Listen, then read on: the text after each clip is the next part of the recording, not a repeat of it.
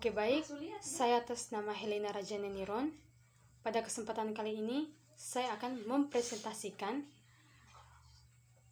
tentang model pembelajaran dari SCL dan HOTS. SCL itu sendiri adalah Student Centered Learning dan HOTS itu High Order Thinking Skill. Dalam SCL dan HOTS terdapat 10 model pembelajaran. Saya akan memilih salah satu dari 10 model pembelajaran tersebut. Yang saya pilih adalah case study. Oke, langsung saja di presentasinya. Case study atau studi kasus adalah sebuah eksplorasi dari suatu sistem yang terikat atau suatu kasus atau beragam kasus yang dari waktu ke waktu melalui pengumpulan data yang mendalam serta melibatkan berbagai sumber informasi yang kaya dalam suatu konteks. Penjelasan yang berikut adalah karakter studi kasus. Terdapat 4 bagian. Yang pertama, memandang kasus sebagai fenomena yang bersifat kontemporer. Berarti, kasus tersebut sedang atau telah selesai terjadi, tetapi masih memiliki dampak yang dapat dirasakan pada saat penelitian dilaksanakan atau yang dapat menunjukkan perbedaan dengan fenomena yang biasa terjadi. Yang kedua, dilakukan pada kondisi kehidupan yang sebenarnya. Dengan kata lain, penelitian studi kasus meneliti kehidupan secara nyata yang dipandang sebagai kasus. Kehidupan nyata itu sendiri adalah suatu kondisi kehidupan yang terdapat pada lingkungan hidup manusia, baik sebagai individu maupun anggota kelompok yang sebenarnya. Yang berikut menggunakan berbagai sumber data. Penggunaan berbagai sumber data dimaksudkan untuk mendapatkan data yang terperinci dan komprehensif yang menyangkut objek yang telah ditelitinya.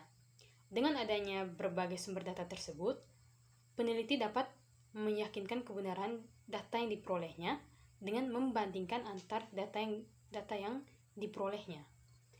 Yang berikut menggunakan teori sebagai acuan penelitian. Pada penelitian studi kasus, teori digunakan baik untuk menentukan arah, konteks, maupun hasil penelitian.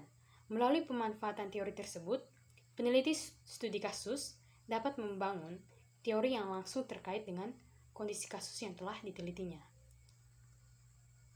Oke, yang penjelasan yang berikut adalah jenis-jenis studi kasus.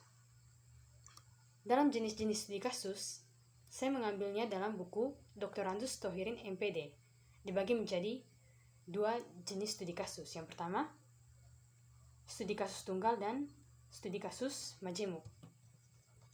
Studi kasus tunggal maksudnya memungkinkan untuk mendalami secara mendalam dan spesifik tentang kejadian tertentu atau beberapa peristiwa dari sebuah fenomena.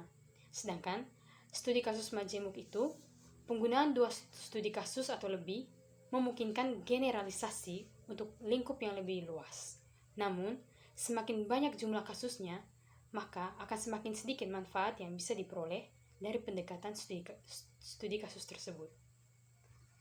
Yang berikut, langkah-langkah penelitian studi kasus. Yang pertama, pemilihan kasus. Dalam pemilihan kasus, hendaknya dilakukan secara bertujuan atau purposif dan bukan secara rambang atau tidak tetap. Studi kasus haruslah masuk akal, sehingga dapat diselesaikan dengan batas waktu dan sumber-sumber yang tersedia. Yang kedua, pengumpulan data. Terdapat beberapa teknik dalam pengumpulan data, tetapi yang lebih dipakai dalam penelitian kasus adalah observasi, wawancara, dan analisis dokumentasi. Yang berikut, analisis data. Setelah data terkumpul, peneliti dapat mulai mengagregasi, mengorganisasi, dan mengklasifikasi hal-hal khusus menjadi hal-hal umum guna menemukan pola umum data. Yang dimaksud dari agregasi merupakan proses mengabstraksi hal-hal khusus menjadi hal-hal umum guna menemukan pola umum data. Yang berikut, perbaikan atau refinement. Meskipun semua data telah terkumpul, dalam pendekatan studi kasus, hendaknya dilakukan penyempurnaan data terhadap kategori yang telah ditemukannya. Yang berikut, penulisan laporan. Laporan hendaknya ditulis secara komunikatif, mudah dibaca, dan mendeskripsikan suatu gejala atau kesatuan sosial secara jelas, sehingga pembaca untuk memahami seluruh informasi penting. Penjelasan yang berikut adalah ciri-ciri studi kasus yang baik, yakni menyangkut sesuatu yang luar biasa, batas-batasnya dapat ditentukan dengan jelas, mampu mengantisipasi berbagai alternatif jawaban dan sudut pandang yang berbeda-beda. Yang berikut, studi kasus mampu menunjukkan bukti-bukti yang paling penting saja. Dan yang berikut, hasilnya ditulis dengan gaya yang menarik. Penjelasan yang berikut, kelebihan dan kekurangan studi kasus. Kelebihan dari studi kasus ada dua. Yang pertama, studi kasus mampu mengungkap hal-hal yang spesifik, maksudnya mengungkapkan hal-hal yang unik dan hal-hal yang mendetail yang tidak dapat diungkap oleh studi kasus yang lain. Studi kasus ini juga mampu mengungkapkan makna di balik fenomena dalam kondisi apa adanya atau natural. Yang kedua, studi kasus tidak sekedar memberi laporan faktual. Maksudnya,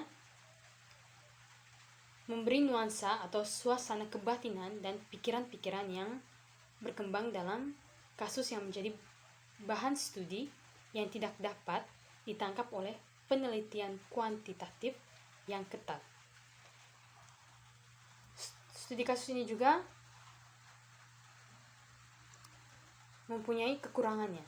Yang pertama, dari segi validitas, yang kedua, segi reliabilitas, dan yang ketiga, segi generalisasi. Oke, baik. Itu saja hasil presentasi saya. Sekian dan terima kasih.